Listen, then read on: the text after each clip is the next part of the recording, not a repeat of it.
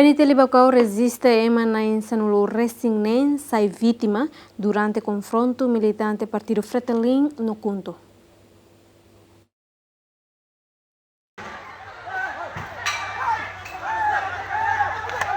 PNT município Bocau e domingo registra caso vítima confronto entre militante Fretilin no Cunto, nebe acontece em Bocau Vila Antiga, município Bocau. O acontecimento tudo malo entre militante Partido Ruané resulta em uma instrução canek no halau ona tratamento e hospital referência Bocau.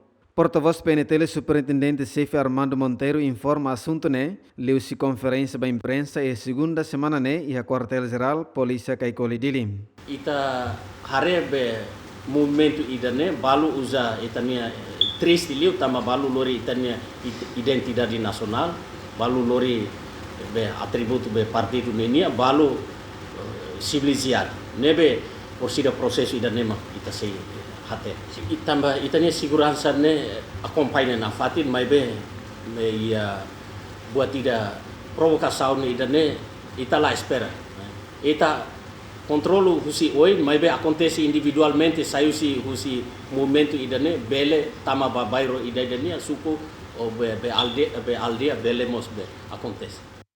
Antes nemos comandante PNT município Bocau Superintendente Antônio de Sá informa husi acontecimento resulta uma ida na motorizada rua reta estragos. Além de PNT continua halau hela identificação ba suspeito sirnebe mak envolve e confronto referem.